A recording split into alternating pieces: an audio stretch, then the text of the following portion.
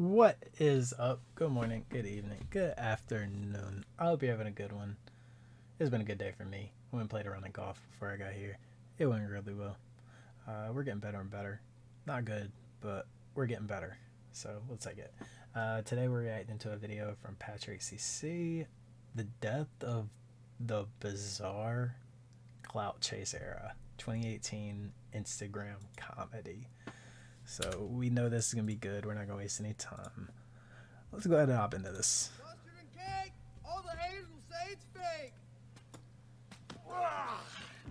The Instagram Clout era. Much simpler times. Boonk was stealing lobsters right out of the tank and destroying his local Dunkin' Donuts. Supreme Patty was squeezing lemons in his eyes and having a smoke break with Santa. Danielle Bergoli, Woah Vicky, and Lil Tay were the laughing stocks of the internet, yet somehow making full-time careers from it. Long neck, wide neck, holy god were, just doing what they do. It wasn't all a spectacle, though. There were some gems in there.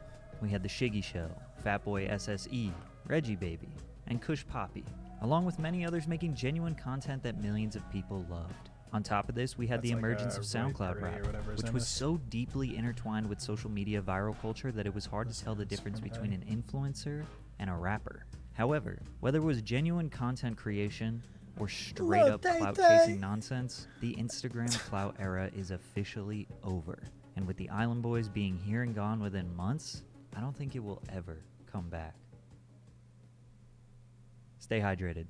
Before I start, there are plenty of content creators that I'll mention in this video still making a living through Instagram independently. In this video, I'm referring to the cultural relevance and interconnectedness of a number of creators that were exploding in virality from 2017 to 2019. How their careers exploded to the highest of the highs and literally everyone knew about them, and all the factors that led to the downfall of this era.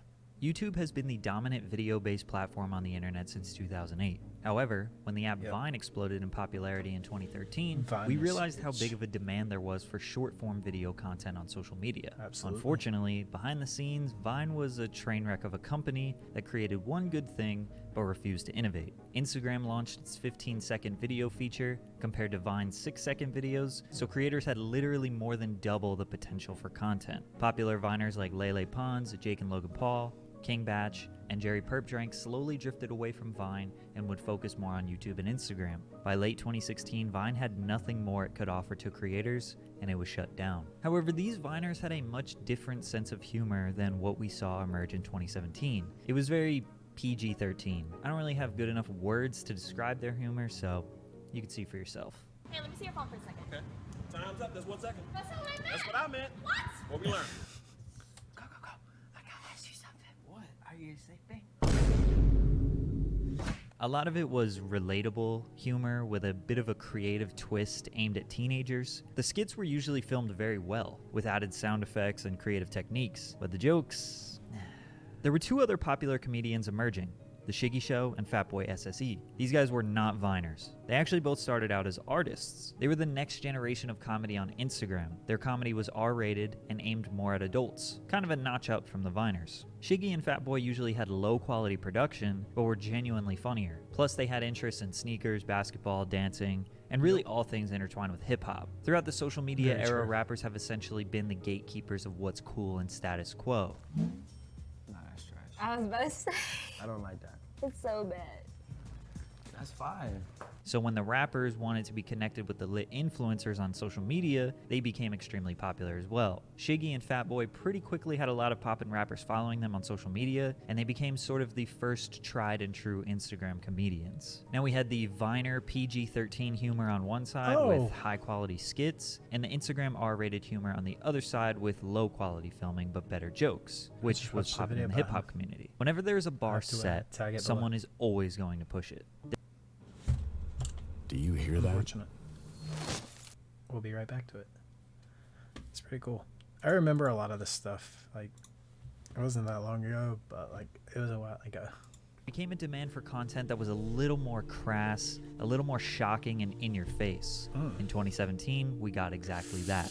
The TVMA humor came with low quality videos and low quality humor, but they were basically willing to say and do anything for shock value. The year 2017 started off with the extreme virality of Danielle Bergoli's Catch Me Outside, Dr. Phil episode. Stupid people had gotten famous plenty of times before her. But the whole reason she got popular was because she was an ungrateful, rude little girl who wanted to fight everyone, which was funny as hell.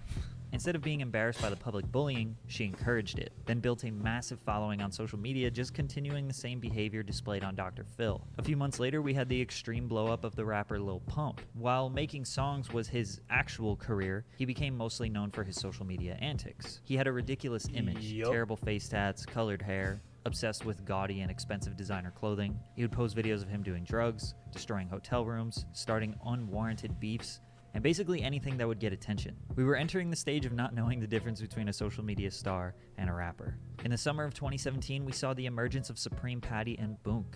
Again, both of them started out as rappers. Patty was mostly doing skits that involved him consuming grass. Sorry for all the censorship that's about to take place. He lit up in public, with homeless people, with cops. Boonk, on the other hand, was quite literally just filming himself stealing. From fast food restaurants, sneaker stores, Best Buy, the whole time yelling "Boonk Gang." These two were constantly trying to outdo themselves to keep up with the viral high. Patty's stunts got crazier, and Boonk just kept raising the stakes with his theft, as well as just any ridiculous scenario that they could put on social media so that people would be like, what the fuck? In that same time frame, we had Whoa Vicky go viral for taking an ancestry test and claiming that she was 25% black. She went on a tirade identifying as a black woman despite her appearance as white and her mother being white. She just black. I don't like that color. Really? Yeah. Okay, she's black, so that sounds about right. All right, so because a lot of people, that seems to be one of the most contentious things about you is that people just refuse to believe that you're actually black. Whoa Vicky was the first to be inspired by Danielle Bergoli and essentially copy her viral formula. Let the world just laugh at me. There was no comedy, no production value, just 100% look how ridiculous I am. And people were eating it up. Yeah, I never This understood is a that. tutorial on how to be a gangster. First, you gotta get the look. And real niggas always keep a few bands on them. Danielle is now Listen, Bad Baby and dropped a song called Hi Bitch, which racked up 50 million views in 2 months because it was kind of good and we didn't want to admit it. Then she started consistently dropping music generating millions of streams. Naturally, all the IG Clout demons followed her lead. Patty, Boonk, Vicky all started dropping music and all of them were getting big numbers. I would say 80 to 90% of the people were curious, but some people were actually fans of their music. By the end of 2017, the foundation was laid for the nonsensical TVMA shock value Instagram humor. It was in 2018 where it would all reach new heights we never could have predicted. The Instagram clout wave was becoming a real career. These influencers were actually making money and were building a genuine fan base despite being a mockery. Hip-hop pages and media outlets were consumed with this clout culture rather than actual music, which led to a lot of bullshit being promoted and true talent being sidelined. We had this culminate to Lil Tay becoming Drink your famous, who gained over 1 Stay million followers hydrated. in 2 weeks. She was a 9-year-old girl directly influenced by the Lil Pumps, Bad Babies, and Whoa Vickies of the world. Balling in the I-gate. I dropped 200 racks on this car, and I'm only 9 years old. I got the keys to this car. They even got into a fight. Okay, then do it then. Then do it. We would later find out this was all orchestrated by Tay's older brother, but in the meantime, millions of people all over the world were indulging in the absolute farce that was the world of Lil Tay. Supreme Patty was linking up with rappers and building genuine relationships. Lil Xan was exploding in popularity. Lil Pump was in his peak. 6ix9ine was in his peak. Every single rapper was covering their face with tattoos. Adam22's No Jumper YouTube channel was once a place for covering emerging talent, but became one of the biggest media outlets giving these people a platform. Mid-2018, these Instagram warriors were generating more interest and viewership than actual rappers. They were living the high life. Plus, they were all collaborating and working together. These collaborations were making them seem more famous and relevant than they were, which in turn was making them more famous and relevant. Who would have ever thought all you had to do was be as ridiculous as possible and you would be generating millions of fans? We truly Patty came a long started way from breaking out 6-second Vine really videos. bad. Summer of 2018 would be the peak of this Instagram clout wave. According to Google Trends, basically all the people we talked about in this video peaked around May to July of 2018. Kind of crazy how that happened. Shiggy was collaborating with Drake, Fatboy was a household name amongst rappers, Patty was on Ridiculousness. At this point, he was a certified stuntman. Bad Baby dropped an album with features from Lil Yachty, Lil Baby, Ty Dolla $ign, and was doing a whole US tour. It seemed like this was our new reality. Instagram stars were the new pop culture. But like all things that rise very quickly, they come crashing down just as fast. In June of What is Yup. It is like that sometimes. I mean, they did show up quick. Some of them stuck around. Bad Baby had a few good songs. Others, Alright, let's not waste any more time. rapper XXXTentacion passed away, which was a huge loss to the SoundCloud rap community. X was tied in with basically all these Instagram stars. It was a shocking blow to the whole culture. Lil Tay disappeared. The internet figured out that Tay was basically a puppet that was being controlled by her older brother. Once he got exposed, Lil Tay went on Good Morning America. Lil Tay was on Good Morning America to try and save her brother and family's reputation. It didn't work, and she wiped her Instagram clean. She's basically been gone ever since then. Boonk had a really bad fallout on the No Jumper podcast. He was intoxicated and surrounded by people who were not trying to help him. He shot himself multiple times in the leg on accident, but this didn't stop him from continuing his lifestyle. He just kept spiraling down in front of the whole world. He needed help badly. Patty did a good job maintaining his brand. He had genuine relationships with celebrities. Plus, he introduced the world to wide neck, long neck, and Nick's face, which would continue this circus for a little while. I guess people with strange deformities were the next wave on Instagram. This is where things started to get a little weird even for the fans. The Neck brothers were brought up through Patty, Adam22, and their own Instagrams. If it isn't obvious, wide neck and long neck got popping because of their bodies. All of their content was them making fun of themselves, women fawning over them in an ironic way. It became a moral battle for the viewers. Am I happy this person is owning their genetic disadvantage and profiting off of it? Or am I just straight up making fun of them? They started dropping music, and it just started to feel like too much of a circus to entertain anymore. From this, we got the blow up of Holy God and Nick's Face, who both seemed to be more positive and personable people. Also, Woe Vicky teamed up with Shay D, and she seemed to be very genuine and pleasant. However, people were starting to get tired of the same old jokes, and the shock value was just getting lower and lower. In mid-2019, Boonk was at his lowest moment. He joined a gang seeking love, acceptance, and thinking his career would be saved by his affiliation status. He knew he wasn't a gang member and wanted out of the gang. The members didn't like this for obvious reasons, and he got his jaw destroyed by a punch with some brass knuckles. The result of this was him having his jaw wired shut for 6 weeks. This inspired him to do a full 180 with his life. He discovered his faith, put all his energy into his religion, dropped the name Boonk, and now goes by John Gabbana. He dedicates most of his life to positivity in music and on social media. Nobody helped him do this but himself. It's truly rare for us to see someone on social media hit rock bottom, then rise up in a positive way. In fact, John and Vicky are a couple now. I don't think there could be any two people more perfect for each other. So it's very sweet to see them turn their lives around. Vicky and Bad Baby were basically just influencers. I did not know Nobody was even that. making fun of them anymore because they had already exhausted the few interesting quirks that they wow. had. Well, Bad Baby went viral again when she started tanning. But they built an audience of people who really like them now, despite all the bullshit. TikTok kept them both relevant. TikTok was quickly becoming the #1 platform for people to spend their time on. I'm not quite sure how these two managed to transition over there well, because all of the other influencers struggled. I think it's because TikTok users were like, oh no, not you again. I came over here to stay away from you. Or maybe IG people just didn't believe that TikTok would get more relevant than Instagram. 6ix9ine went to jail in 2019.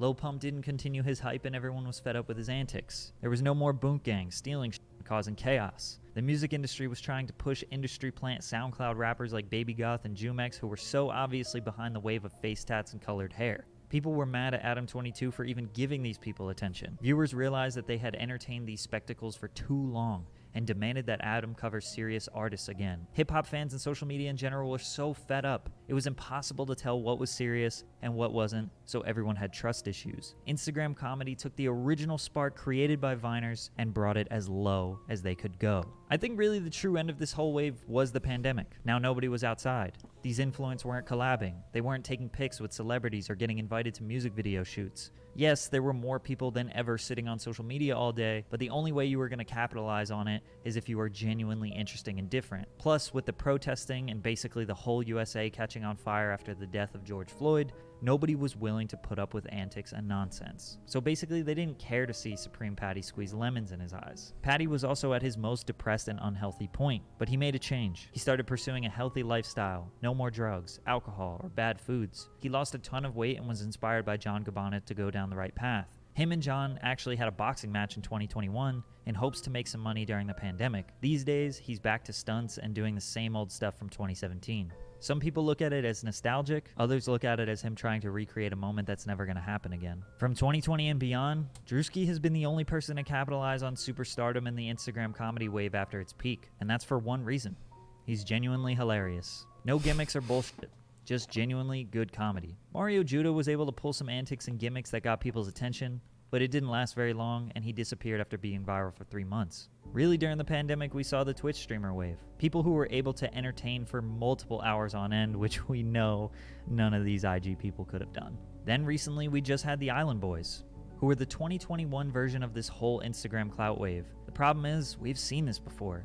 We went down this route. Face tat filled rappers with no talent that allow the internet to bully them for attention. It was an exhausted formula. We all entertained it for a month or so because it was nostalgic, but their rise and fall was faster than anyone we had ever seen before. It was a great era. A lot of the comedy was based on shock value, though, which doesn't age well. Plus, you constantly have to keep raising the bar, which is still getting talked unsustainable. about. It's unfortunate that our entertainment was at the expense of other people's livelihoods and sanity. We are currently in a cultural reset. Due to the sheer amount of people that successfully or unsuccessfully attempted this clout attention-grabbing nonsense, it just won't work again. What will the next wave be? Interesting. Maybe. I'm not so sure. We'll see. Who knows? Who knows? It could go either way. That was good. I hope you guys enjoyed. That's all for that.